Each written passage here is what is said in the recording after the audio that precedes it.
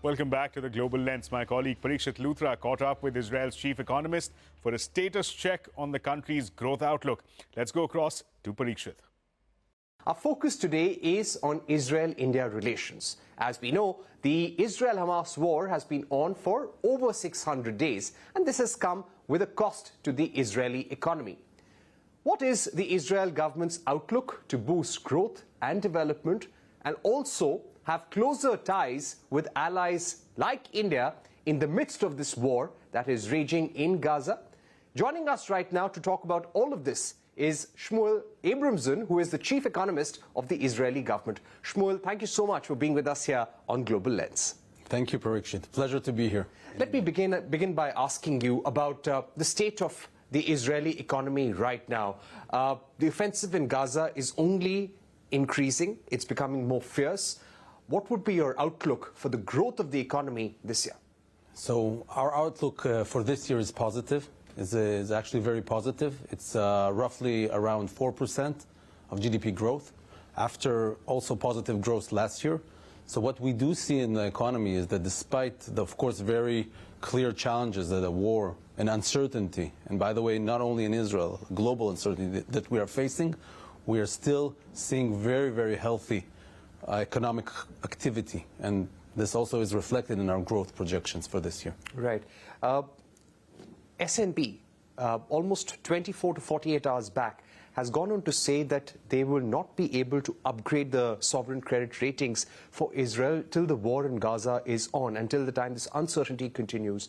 How do you respond to that, and how do you look at the fundamentals of growth in the Israeli economy right now? So I think it's fairly understood. We as economists never like uncertainty, and when we see uncertainty, then we prefer to wait and see how things unfold, and that's okay.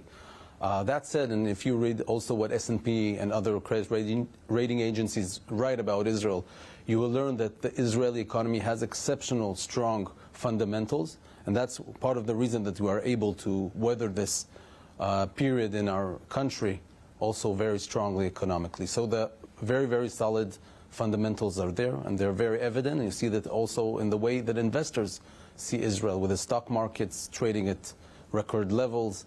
You see the currency super strong and so forth. I'd like to ask you about defense spending.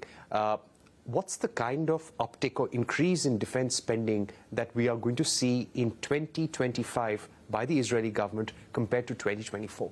So in 2025, we will see a one-time uptick, which is natural when you have exceptional needs.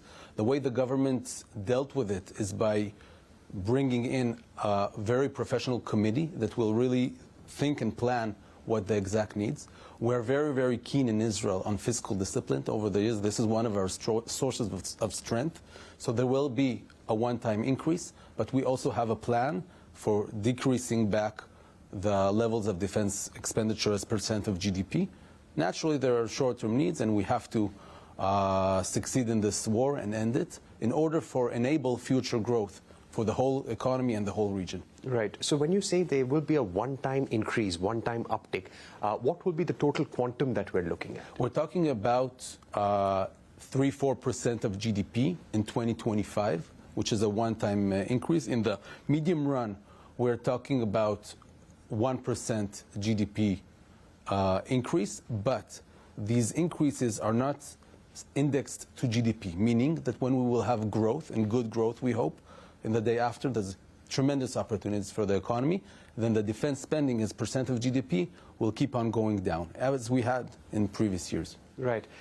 You're here in India. Give us a sense of what brings you here to New Delhi, what are the kind of meetings you're going to have, and what is it that you seek to achieve? So first of all, I would say I'm delighted to be in this incredible country, in India. We are here in order to strengthen the ties between our two amazing countries. There are tremendous opportunities, also in the short run, but also in the long run, between our two countries. In many ways, we're also complementary. India, by its size and innovation and very, very good spirit and leadership, and Israel is looking forward to be part of this very exciting Indian story and contribute also as a partner to your success. We have various areas of cooperation that we see. We're talking about technological cooperation. We're talking about support in areas of agriculture, areas of water management, talking about cybersecurity, defense technologies, and really the sky is the limit in the way we can partner. Right.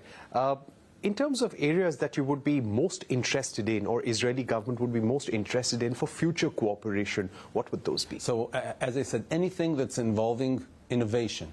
So it spans across various sectors. It comes from the agriculture, technological innovations, water technologies, and of course, cybersecurity, defense spending that we both countries face substantial defense challenges, but also create opportunity for us to work together on those issues. Right. I'd like to ask you about the progress on the India-Israel FTA. We have been talking about it. We have been negotiating that.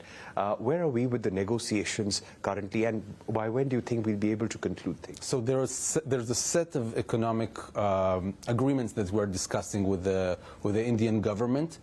I would say we don't, things take time, and it's natural. We see also the whole world negotiating, right, with the United States, and we're all involved in negotiation. I think that we will definitely see progress in some of the agreements in the future months, and it's going to span a lot of areas of activity, economic activity, financial, economic, trade, and so forth, investments, so forth. So when you say we are working on a number of economic agreements, if you could break this down for us, are we looking at an interim trade deal, an early trade deal? How would you describe this economic agreement to our viewers? We're discussing agreements that are related to investments, to creating a better investment environment and more stable investment environment, both for Indians investors in Israel and Israeli investors in India. That's one thing. In addition, we want to create a set of agreements that basically base the bilateral relations between different government agencies that can partner on various issues, from fintech to development to financial regulation and so forth. So we're talking about really a set of... Right. But any timeline that you can give to us on the trade deal itself? So I think it will be premature at this point to say, but I would believe it's sooner than later. Within this year? So some agreements definitely this year. I don't know about the whole agreement because these things take time. We all understand the whole world is very busy negotiating a lot of deals, so I don't want to put the timeline for the whole FTA, but for specific parts of it or for specific related agreements, we definitely, I believe, will see it within months. You heard Israel's chief economist and their outlook on growth. We'll get you much more in the days to come. And with that,